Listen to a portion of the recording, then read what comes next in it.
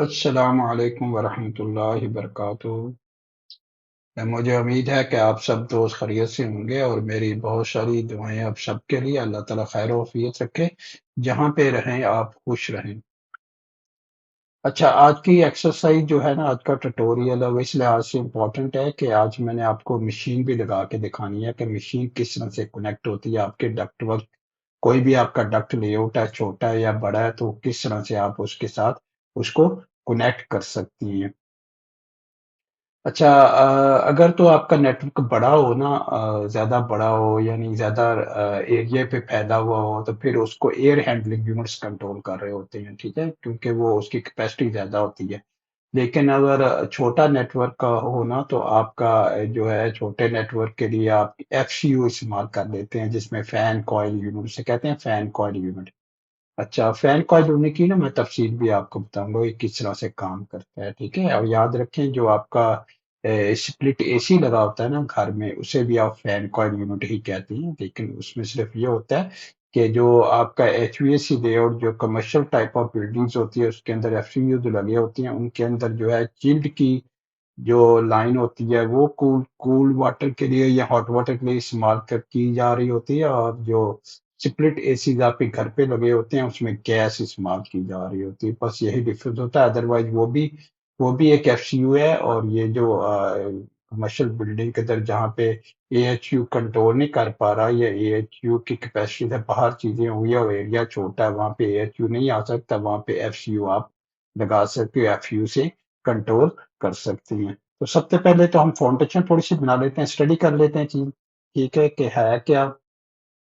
Why we need to connect mechanical equipment in HVAC duct network? Connecting mechanical equipment to a duct network is crucial for designing a functional HVAC system in Revit, MEP और similar beam software. ठीक है, तो ये बहुत जरूरी होता है कि अगर आपकी मशीन ही कनेक्टेड नहीं हुई किसी भी नेटवर्क के साथ, ठीक है, तो फिर वो जो आपका नेटवर्क है, लेआउट है, वो फंक्शनल नहीं हो सकता, ठीक है। तो ये जरूरी होता है कोई ना कोई मशीन उसके साथ कनेक्टेड हो, चाहे वो कोई भी यूनिट हो, एफसीयू हो, एएचयू, कोई भी यूनिट हो, ठीक है। और फिर हम कनेक्ट क्यों करते हैं? System integrating ensure HVAC system work as unified network allowing for accurate simulation and analysis, ठीक है। तो यानी ताकि जो सिस्टम है उसकी जो इंटीग्रिटी होती है वो जो है बरकरार है, इंश्योर द एक्यूरेसी सिस्टम, ठीक है। और वर्क के सारा जितना भी सिस्टम आपका काम करता रहे एक यूनिफॉर्म नेटवर्क के अंदर, और एक्यूरेट सिमुलेशन और एनालिसिस भी उसके हो सके। Automated layout enable features like automatic duct routing and sizing, ताकि आपकी जो डक्ट रूटिंग है, साइजिंग, उसको भी कंट्रोल किया जा सकते। Cash detection help identify conflicts with other building system, ठीक है। उसके बाद क्लैश डिटेक्शन भी आपकी आ जाती है, जिसमें आप दूसरे सिस्टम के साथ क्लैशिंग वगैरह वो डिटेक्ट कर रहे हैं, तो वो देख रहे होती हैं।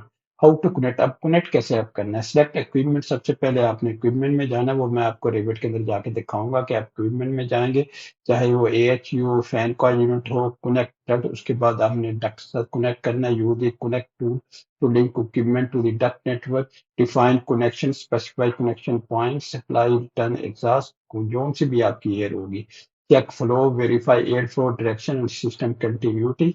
और सिस्टम कंटिन्यूटी को भी देखना होता है कि हमारी सिस्टम यूनिटी किस तरफ हम कनेक्ट करें, कहाँ पे कनेक्ट करेंगे, अगर सिस्टम की कनेक्टिविटी या एयर फ्लो जो है वो सही तरह से उसका पूरे नेटवर्क के अंदर जा सके।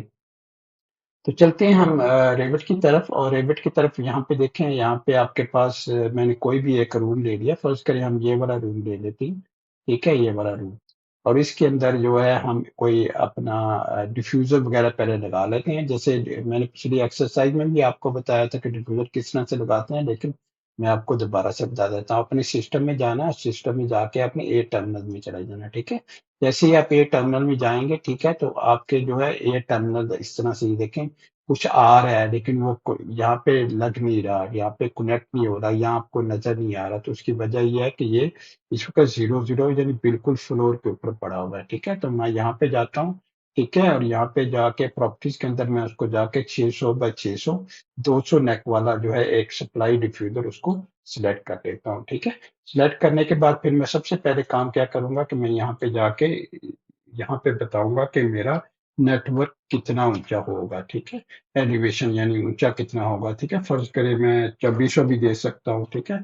जो भी आपकी सीलिंग हाइट है, सीलिंग हाइट को आप देख लें, और सीलिंग हाइट को देखने के बाद आप वो वहां पे उसको जो है उतना लेवल उसको दे दें। अगर तो वो सीलिंग होस्टेड होगा तो ऑटोमेटिकली सीलिंग की जो है वो एलिवेशन जो है वो ले लेगा। अगर वो सीलिंग होस्टेड होस्टेड आपका सप्लाई एयर डिफ्यूजर नहीं है, तो फिर आपको यहाँ पे जाके अपनी हाइट जो है उसको देनी है, ठीक है। तो यहाँ पे फर्ज करें हमने ये और यहाँ पे दे दिया, ठीक है। एक हमने ये लगा दिया, एक हम फर्ज करें यहाँ पे हमने लगा दिया, एक हम यहाँ लगा देते हैं, और एक हम, ठीक है, फर्ज करिए यहाँ पे लगा देते हैं।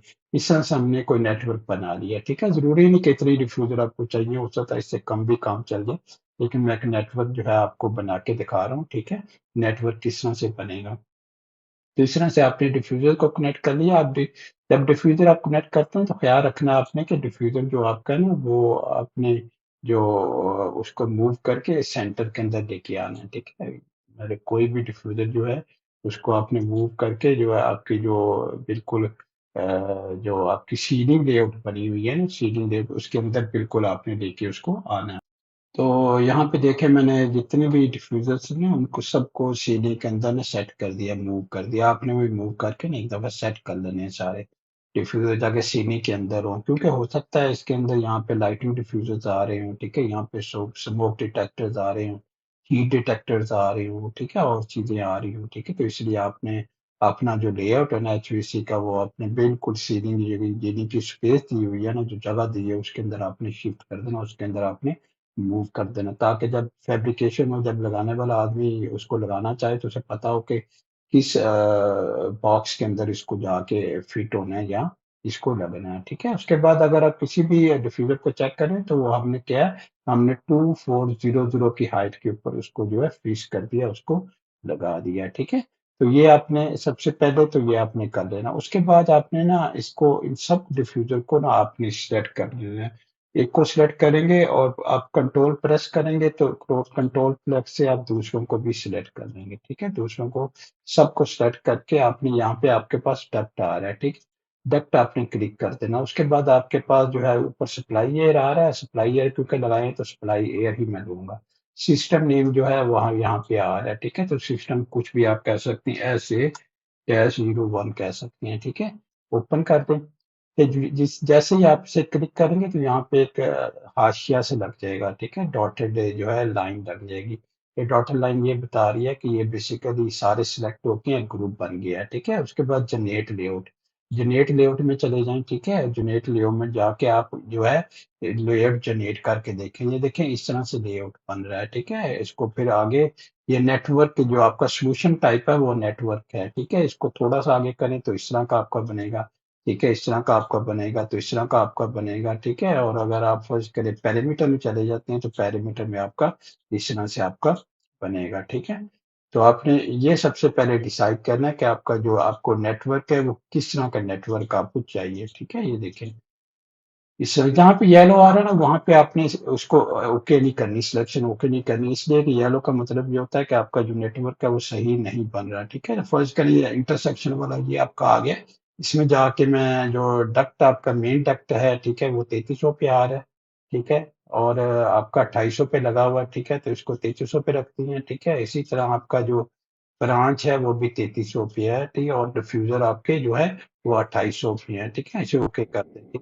जैसे ओके करेंगे तो आपके पास जो है इस तरह से सूरत-हाल आएगी, ठीक है। तो इस तरह से देखें ये कोई सही नेटवर्क नहीं लग रहा, ठीक है। तो इसको हम अनडू कर सकते हैं, और अनडू करके हम कोई और जो है सिस्टम जो है सॉल्यूशन में जाते हैं, और सॉल्यूशन में जाके हम इसको नेटवर्क को चेक करते हैं, ठीक है। ये देखिए ये वाला सॉल्यूशन चेक करते हैं, ये वाला हो सकता है काम कर जाए हमारा, ठीक है।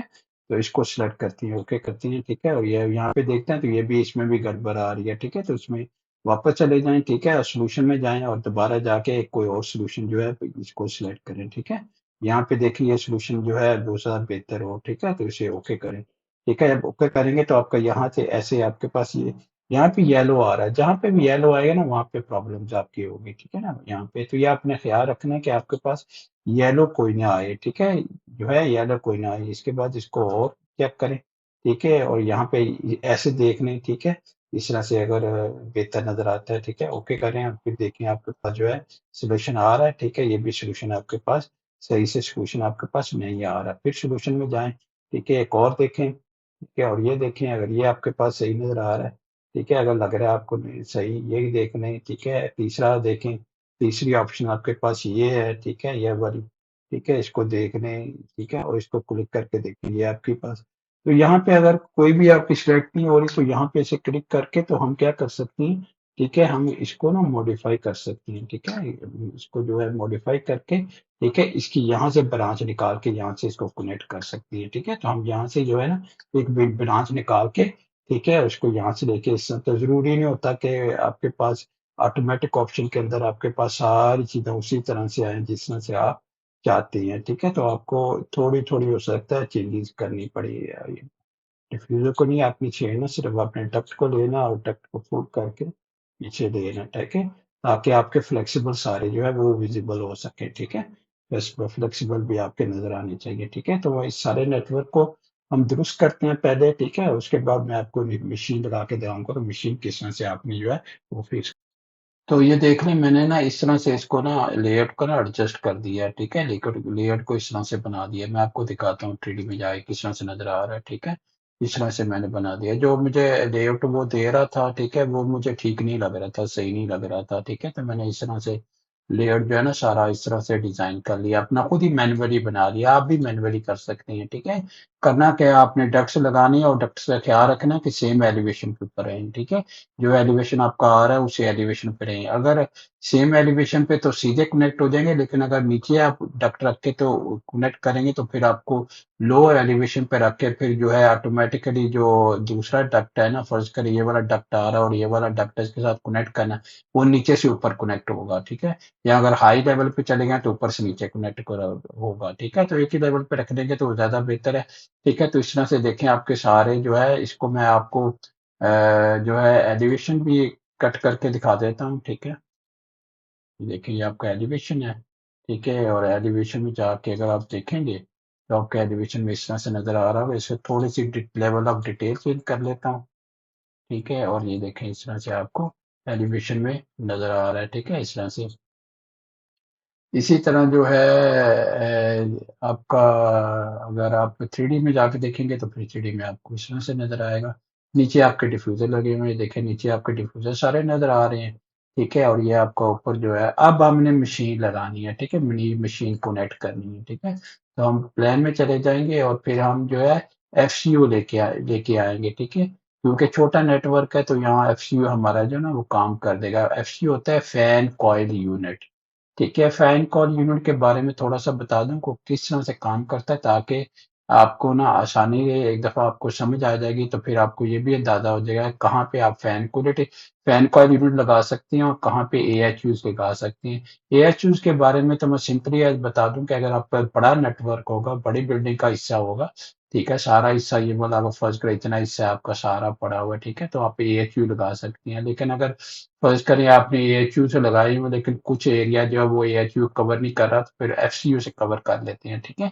एफसीयू में जो है आपके जो कोड दो किस्म के फंक्शन होती हैं, एक उसमें जो है कूलिंग कर रहा होता है और एक उसका हीटिंग कर रहा है, दोनों फंक्शन उसके अंदर होते हैं। तो चलते हैं जरा थोड़ा सा स्टडी करने की कोशिश करते हैं कि एफसीयू होता क्या है और किस तरह से वो फंक्शन करता है। अच्छा, FCU, the function of an FCU fan coil unit is to provide localized heating, यानी localize locally तौर पे आपको या तो हीटिंग दे रहा होता है या आपको कूलिंग दे रहा होता है, ठीक है। तो इसमें क्या होता है, एक आपका एक कॉइल लगा होता है, ठीक है, एक कॉइल लगा होता है और कॉइल जो है अगर वो गर्म होगा तो उसके पीछे फैन लगा होता है, फैन उसके ऊपर एयर फेंकता है, ठीक है। यहाँ पे अगर अगर आप देखेंगे ये वाला जो आपका डायग्राम बना हुआ है, यहाँ पे बिल्डिंग के अंदर से हवा आपको आ रही है और यहाँ से आके यहाँ पे आपके फिल्टर किया, उसे फिल्टर करने के बाद यहाँ पे फैन में आई, ठीक है, और फैन में उसके बाद आगे कॉइल लगा हुआ है, ठीक है। अगर तो ये कॉइल हीटेड है तो फिर इसके बाद जो एयर हमें मिलेगी वो गर्म एयर मिलेगी, और गर्म एयर जो हमारी बिल्डिंग के अंदर दोबारा सर्कुलेट होगी, ठीक है, एज ए हीटेड एयर, ठीक है। लेकिन अगर ये कॉइल इसके अंदर ये ठंडा है, ठीक है, कूल्ड है, तो फिर जो एयर में मिलेगी वो कूल्ड एयर यहाँ मिलेगी और कूल फिर सर्कुलेट होगी, ठीक है।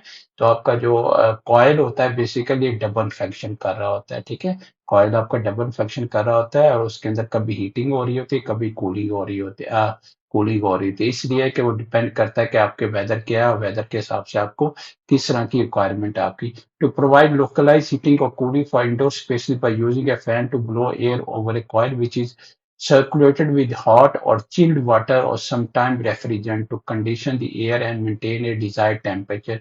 It is simple versatile HVAC device that condition air in specific zone of in commercial residential setting, ठीक है। याद रखें यहाँ पे बात हो रही है, ठीक है, रेफ्रिजरेंट, ठीक है। जो आपका स्प्लिट यूनिट होता है ना घर में, वो रेफ्रिजरेंट से चल रहा होता है, यानी उसके अंदर गैस आप भर रहे होते हैं, ठीक है। तो गैस के जरिए से कूलिंग या हीटिंग हो रही होती है, ठीक है। लेकिन जो आपके कमर्शियल बिल्डिंग होती है, ठीक है, कमर्शियल टाइप बिल्डिंग या बड़ी रेजिडेंशियल बिल्डिंग, उसके अंदर एफसीयूज होते हैं बेसिकली, उनको जो ठंडा या गर्म पानी वो चिलर के थ्रू सप्लाई किया जा रहा होता है, ठीक है। how it was key feature versatile available in various type fed floor type भी आ जाता है आपके पास FQ यूनिट, वॉल टाइप भी आ जाता है, सीलिंग टाइप भी आ जाता है, कैसेट टाइप भी आ जाता है for different installation need. zonal control allow for individual temperature control in different room and areas.